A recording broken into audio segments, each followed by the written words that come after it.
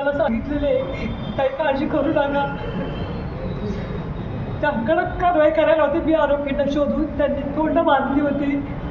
To व्हीलरवर आले ते, त्यांनी गाडी हल्ला केला की जेणेकरून माझ्या पतीला त्यांचा मारण्याचाच त्यांचा हे होतं. त्यांनी मारण्यासाठीच आले होते.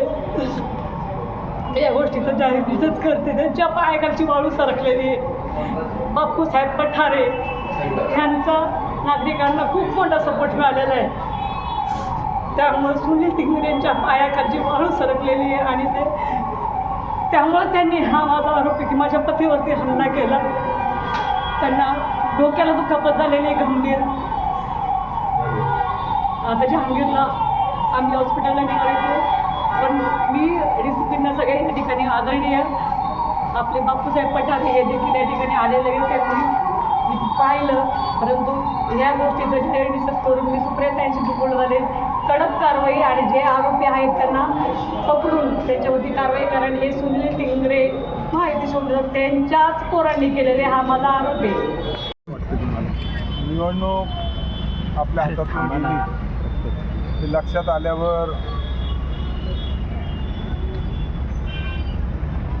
युतीच्या उमेदवारांच्या लोकांनी या ठिकाणी रेखाताई टिंगरे नगरसेविका यांच्या पतिराजांच्यावर कुणी हल्ला या ठिकाणी केलेला आहे. खरं म्हटलं तर तोंड बांधून येऊन गाडीवर दगडी टाकणे ही गंभीर बाब आहे. खऱ्या अर्थानं या पाठीमागं कोण कोण आहे याचा त्वरित पोलीस खात्यानं तपास करावा आणि त्यांना त्वरित अटक करावं. खऱ्या अर्थानं अशा पद्धतीच्या घटना घडणं हे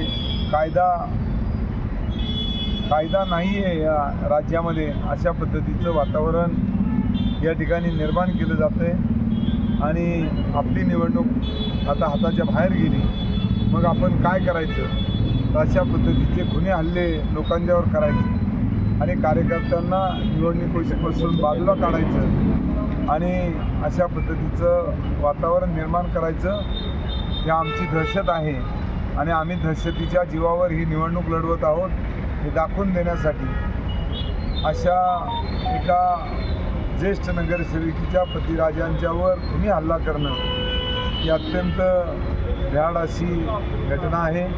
याचा मी निषेध करतो. खऱ्या अर्थानं माणसानं समोर येऊन काय करायचं ते समोरासमोर बोलावं, समोरासमोर हल्ला करावा, परंतु तोंड बांधून या ठिकाणी गाड्यांच्यावर दगडी घालून जीवे मारण्याचा प्रकार या ठिकाणी करू नये असं मला वाटतं. निवडणुकीत हरले तरी चालेल, परंतु असे हल्ले करू नका. असे हल्ले केल्यानं तुम्हाला मतदान मिळेल असं कदापि समजू नका. कदापिही तुम्ही हरलेले आहात हे आता जनतेलाही माहिती आहे.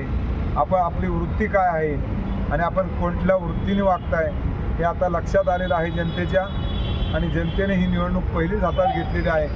आता त्याहीपेक्षा जास्त प्रमाणामध्ये जनता या 12 तासामध्ये निवडणूक हातामध्ये घेईल आणि त्यांनी कितीही पैसा वाटला आणि कितीही काय केलं तर जनता त्या पैशाला ठोकारून या ठिकाणी विकास आघाडीच्या पाठीमागे राहिल्याशिवाय राहणार नाही.